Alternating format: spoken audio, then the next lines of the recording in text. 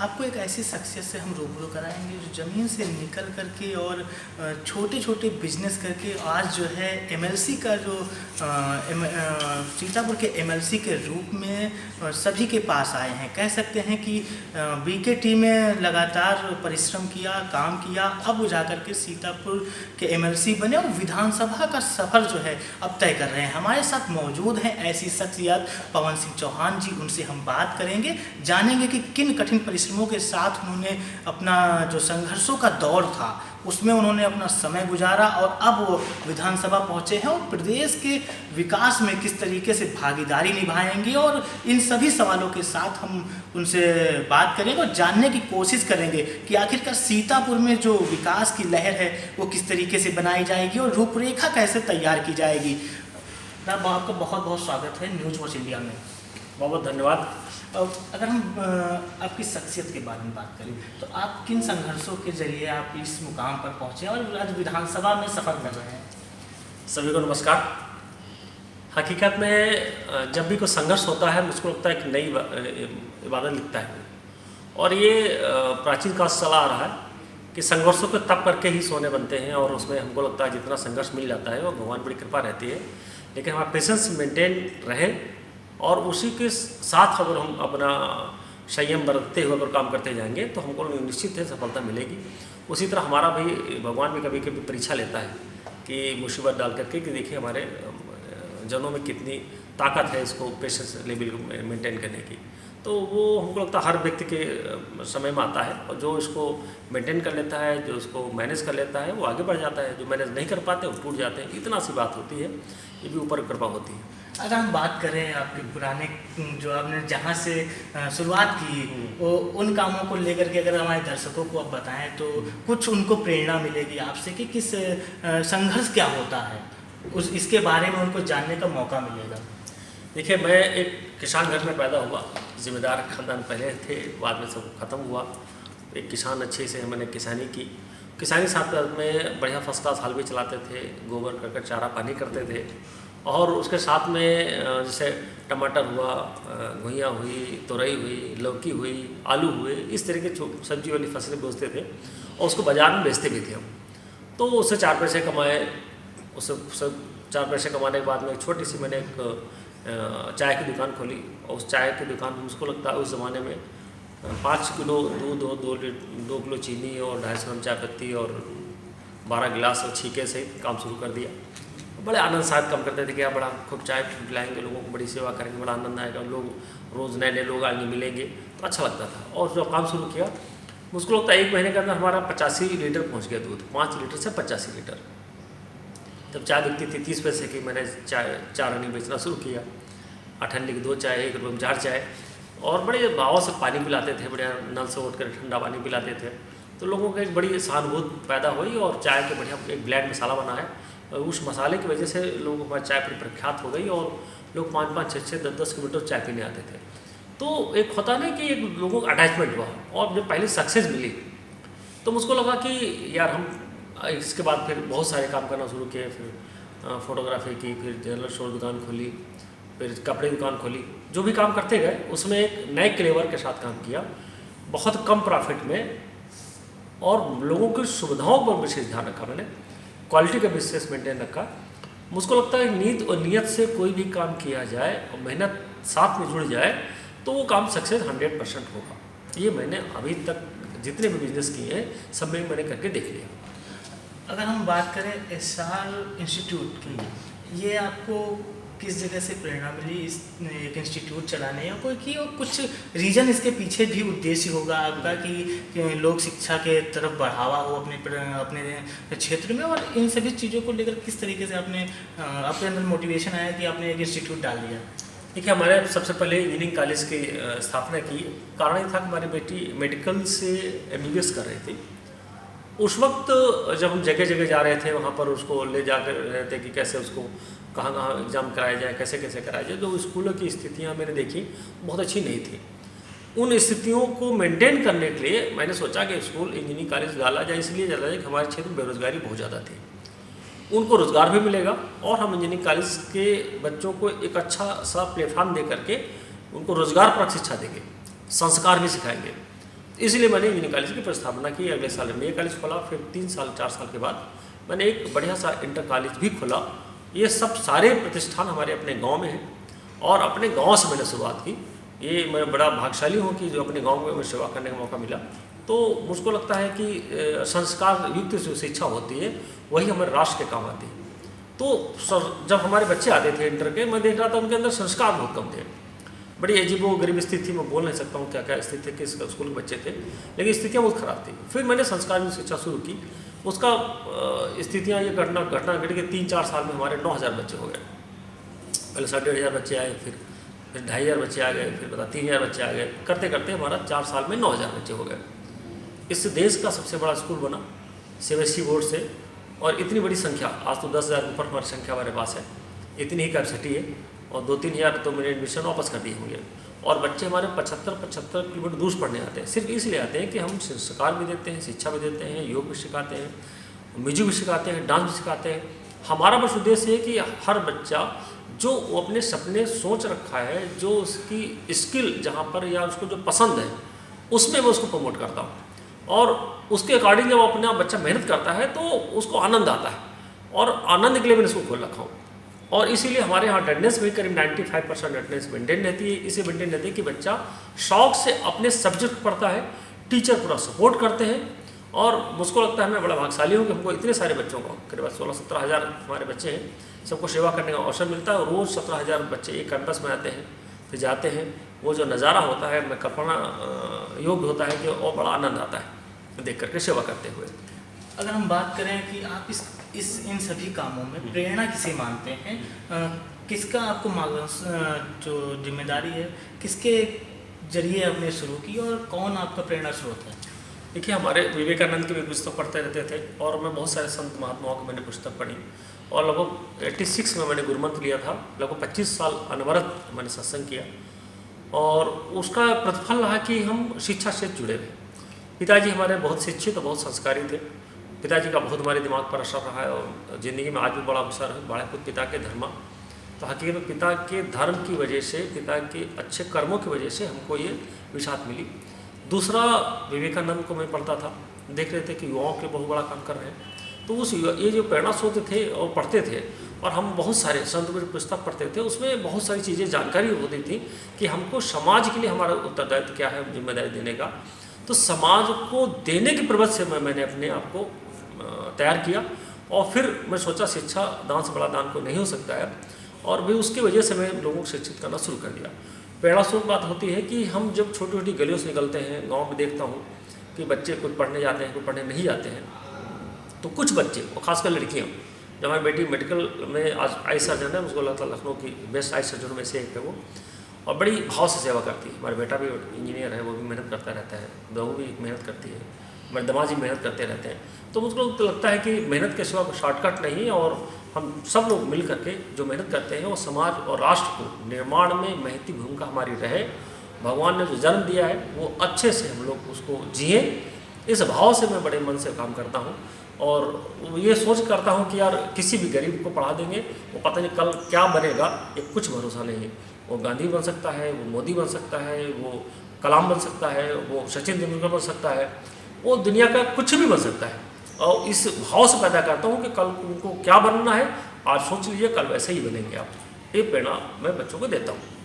अगर हम सीतापुर की बात करते हैं, आप सीतापुर से एमएलसी हैं, वहाँ की जो समस्याएं हैं उनको लेकर के आप सरकार के बीच किस तरीके से जाते हैं, और क्या अभी आपने रूपरेखा तैयार की है विकास के कामों को लेकर के?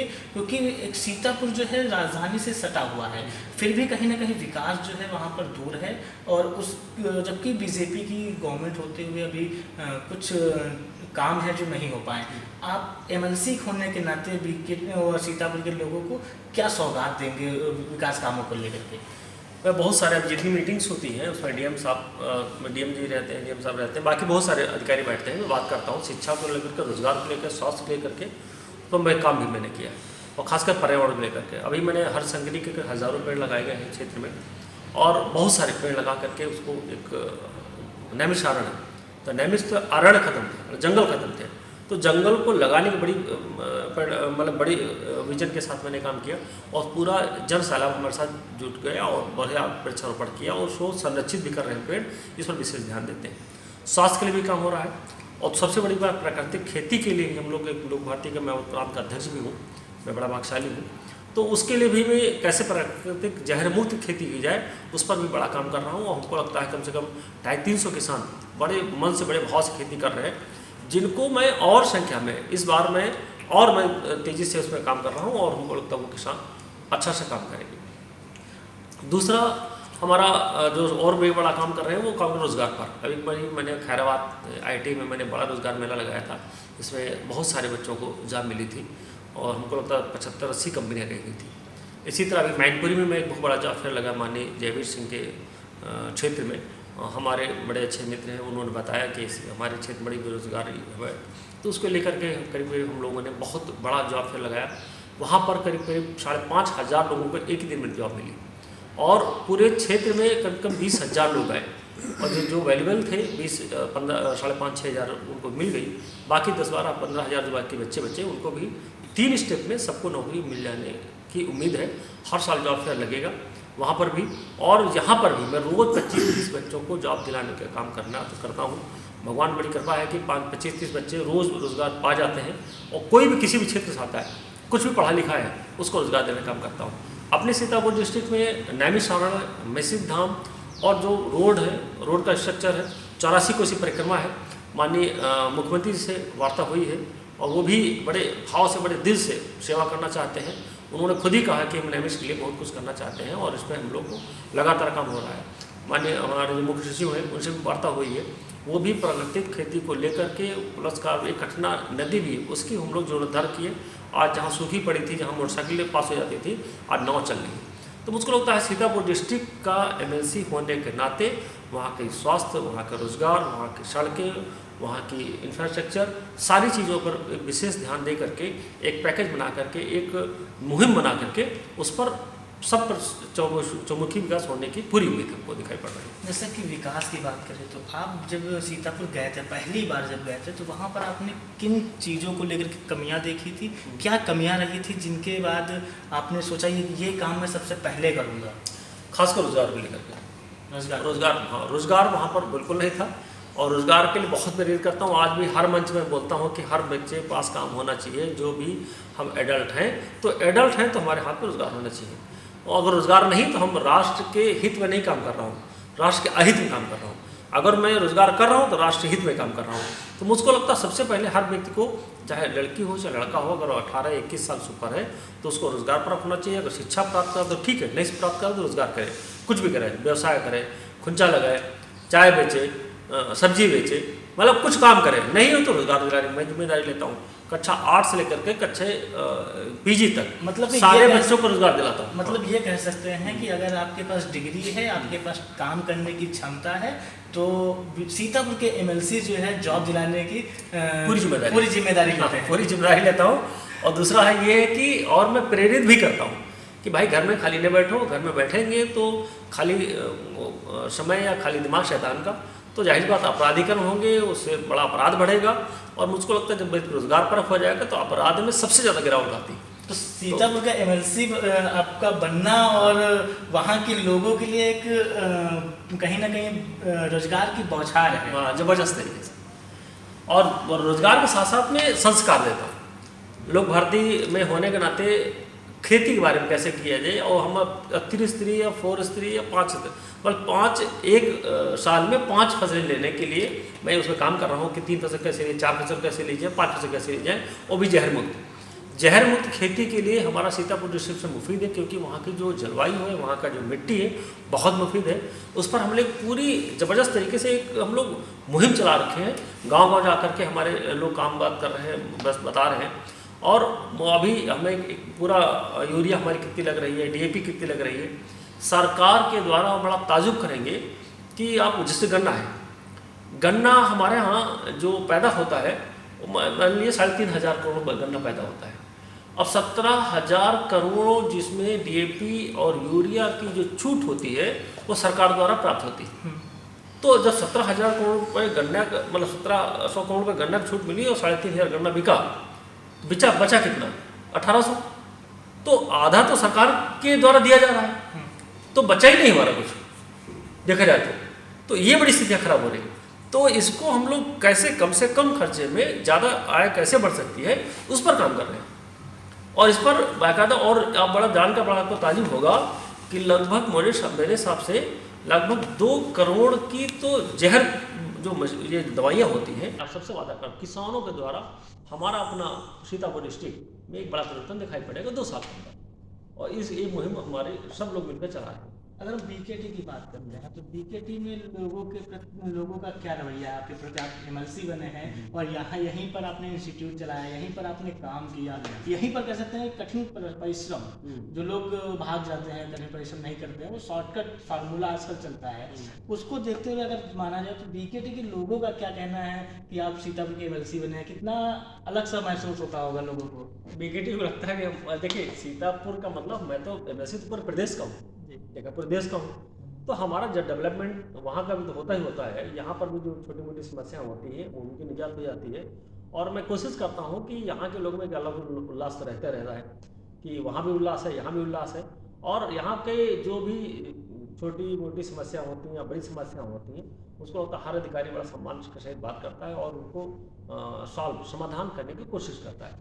तो हमको लगता है कोई भी जितने पदाधिकारी हैं या पदासीन है, अगर वो अच्छा काम करना चाहे तो वो अच्छा काम कर सकते हैं।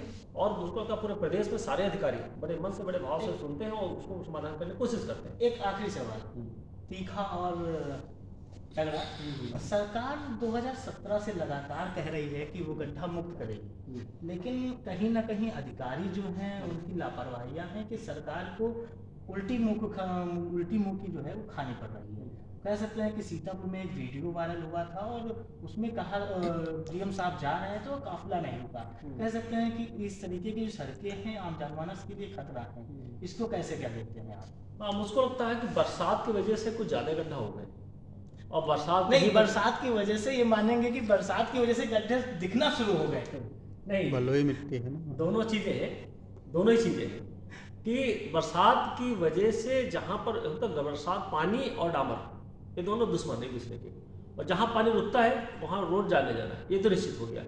हाँ, कभी कभी कोई घटना इस तरह जो घट जाती है, जैसे वीडियो वायरल आप बात कर रहे हैं, तो वीडियो वायरल कभी कभी कोई अधिकारी अपने काम में बिजी है या नहीं देख पाया, या अपने होता ना कभी कभी कोई मोबाइल में कोई सर्च करते चले जा रहे हैं और इधर कोई घटना घट गई, उसके बाद में कोई चीज़ वायरल होती है तो वो पता नहीं चल पाता कि अब वो देख भी पाया।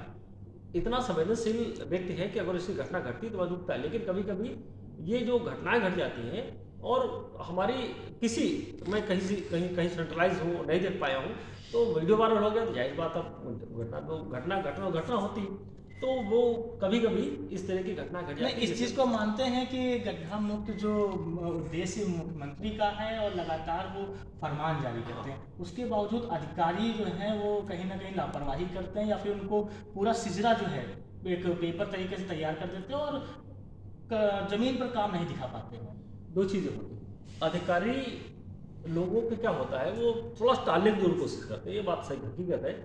सरकार चाहती है कि इन टाइम काम हो, अधिकारी उस पर कहीं ना कहीं अपनी प्रतिक्रिया करते करते वो लेट लतीफ़ी रहती है, उस लेट लतीफ़ी की वजह से जनता को समस्या आती है, ये हकीकत है।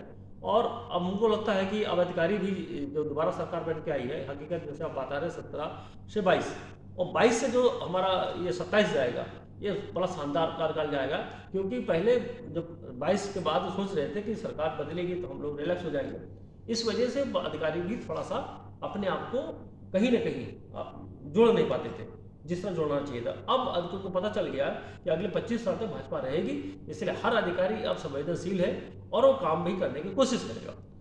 अगर ये कहें कि जिस तरीके से काम हो रहे हैं और तो पहले अधिकारी शिथिल थे, अब अधिकारी दूसरी बार जो है काम करना शुरू कर रहे हैं, ये मानना होगा कि बीजेपी का खौफ आया है तब उस दूसरी बार का तब जाकर के अधिकारी काम करेंगे, ऐसा माना जाए?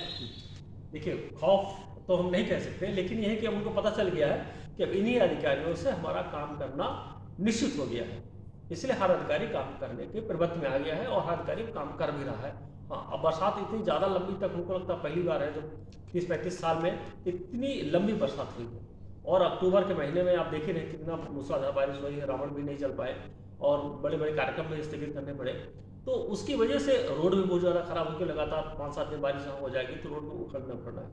तो अब जैसे ही अब कल से मौसम सही हुआ है, उसको लगता है सारी गवर्नमेंट बहुत तेज़ी से काम करेगी और 1-1.5-2 महीने के अंदर गड्ढा मुक्त करने की पूरी कोशिश करेगी। जैसा कि हमारे साथ बातचीत करने के लिए सीतापुर के एमएलसी व बीकेटी के तो सबसे ज़्यादा कह सकते हैं करीबी और यहीं पर सारा सब कुछ अपना जो काम है वो शुरू किया और परिश्रम जो है यहीं से शुरू किया और हमारे साथ बातचीत करने के लिए मौजूद थे, जिनसे हमने बात की और कई सारे अहम जो सवाल थे और कुछ तीखे सवाल भी थे सरकार के खिलाफ और अधिकारियों के खिलाफ, उस पर भी उन्होंने बेबाकी से जवाब दिया। और हम बहुत बहुत धन्यवाद करेंगे पवन सिंह चौहान जी का जो एमएलसी हैं सीतापुर से। और कहा जा सकता है कि ऐसे जब नेता हमारे बीच होते हैं तो विकास की जो लहर है वो बयार है वो लोगों तक पहुंचती है। आम जनमानस जहां तक नहीं पहुंच पाता वहां तक जब नेता पहुंच जाता है अपनी गाड़ियों से निकलकर, तो उम्मीद करिए कि क्या विकास की लहर होती होगी। लेकिन